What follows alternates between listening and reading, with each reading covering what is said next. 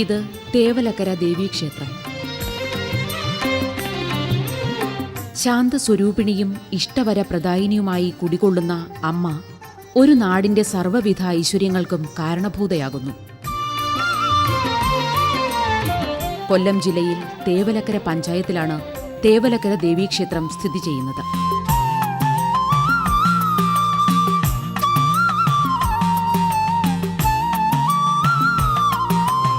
പരശുരാമനാൽ പ്രതിഷ്ഠിതമായ 108 ദുർഗാക്ഷേത്രങ്ങളിലൊന്നാണ് തേവലക്കര ദേവീക്ഷേത്രം എന്ന് വിശ്വസിച്ചു വരുന്നു.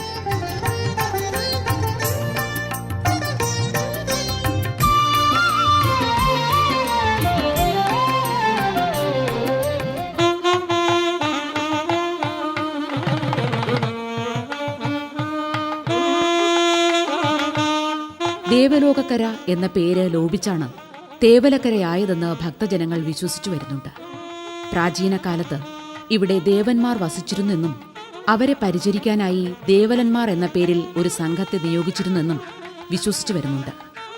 തേവലക്കര എന്ന പ്രദേശത്തിന്റെ ഐശ്വര്യനിദാനമായാണ് ഭക്തജനങ്ങൾ ദേവീ ചൈതന്യത്തെ ആരാധിച്ചു വരുന്നത്. പഴയ കാലത്ത് വളരെയധികം സമ്പത്തും കീർത്തിയും ഉണ്ടായിരുന്ന ക്ഷേത്രമായിരുന്നത്രേ തേവലക്കര ദേവീക്ഷേത്രം. 600ഓളം വർഷത്തെ പഴക്കം ഈ ക്ഷേത്രത്തിനുണ്ടെന്ന് കണക്കാക്കി വരുന്നു. തേവലക്കരയിലെ കിഴക്കേക്കര, നടുവിലക്കര, പടിഞ്ഞാറ്റക്കര എന്നീ 3 കരകളുടെ ശക്തി ദേവതയായും തേവലക്കര ദേവി വാണരുളുന്നു.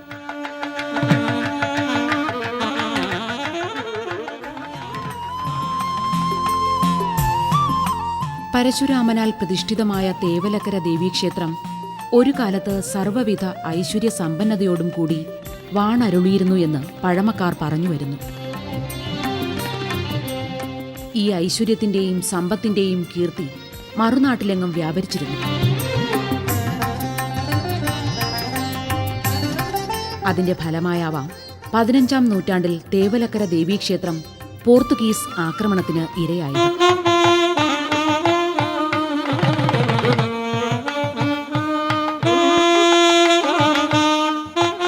തേവലക്കര ദേവീക്ഷേത്രം ആക്രമിച്ചതിനു ശേഷം പോർത്തുഗീസുകാർ പ്രായശ്ചിത്തമെന്നോണം ഒരു അപൂർവ ബലിക്കല്ല് ക്ഷേത്രത്തിൽ സമർപ്പിച്ചുവെന്ന് പറയുന്നു. അപൂർവ ലിപികളും ചിത്രപ്പണികളുമുള്ള ഈ ബലിക്കല്ലിൽ കൊത്തിവച്ചിരിക്കുന്ന ഭാഷ ഇന്നും ദുരൂഹമാണ്. പോർത്തുഗീസ് ആക്രമണത്തിനു ശേഷം തേവലക്കര ദേവീക്ഷേത്രത്തിന്റെ സാമ്പത്തിക സ്ഥിതി അധപതിച്ചു. 1000 പറ നിലത്തിന്റെയും സ്വർണ്ണ ഭണ്ഡാരത്തിന്റെയും അധിപയായിരുന്നു തേവലക്കര ഭഗവതി. തേവലക്കര ഭഗവതിയുടെ പ്രധാന വഴിപാടായി വിതരണം ചെയ്യുന്നത് പൊടിച്ചക്കയും കഞ്ഞിയുമായിരുന്നു. ഒരിക്കൽ തേവലക്കര ഭഗവതിയുടെ സഹോദരിയായ ചിറ്റുമല ഭഗവതി വിശപ്പു മാറ്റാൻ എന്തുണ്ട് എന്ന് ചോദിച്ചപ്പോൾ ഇവിടെ പൊടിച്ചക്കയും കഞ്ഞിയും മാത്രമേയുള്ളൂ എന്നായിരുന്നത്രേ തേവലക്കര ഭഗവതിയുടെ മറുപടി. ഈ സങ്കല്പത്തിന്റെ വിശ്വാസത്തിലാണ് പൊടിച്ചക്കയും മറ്റു വഴിപാടുകളും ഉത്സവകാലത്ത് വിതരണം ചെയ്യുന്നത്.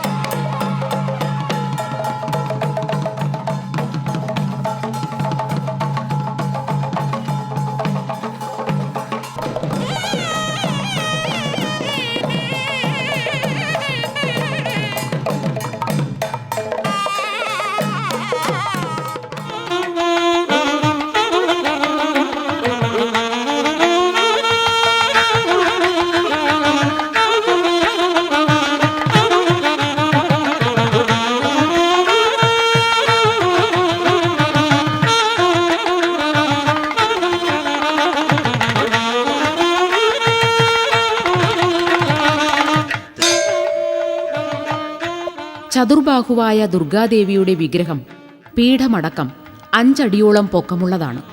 സോപാനത്തിന്റെ പടിയിൽ ചെല്ലാതെ വിഗ്രഹം കാണാൻ കഴിയില്ല. തേവലക്കര ക്ഷേത്രത്തിൽ ഉപദേവതമാരെ ദർശിച്ചതിന് ശേഷമാണ് പ്രധാന ദേവതയെ ദർശിക്കുക.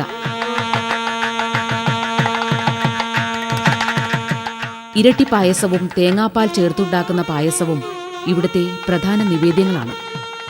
തേവലക്കര ക്ഷേത്രത്തിൽ ദർശനം നടത്തുകയും സ്വയംവരാർച്ചന നടത്തുകയും ചെയ്താൽ മംഗല്യഭാഗ്യവും ദീർഘമാംഗല്യവും ലഭിക്കുമെന്നാണ് വിശ്വാസം.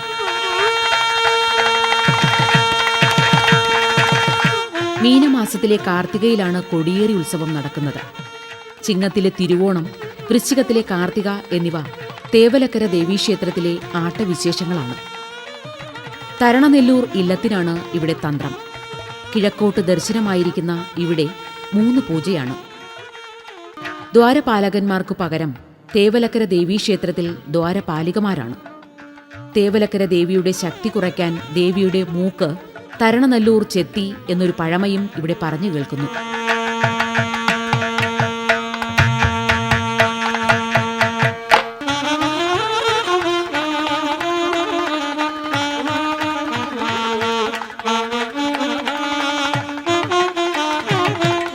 ശിവൻ, ഗണപതി, മായയക്ഷി, ശാസ്താവ്, മാടൻ, രക്ഷസ് എന്നിവയാണ് ഉപദേവതമാർ.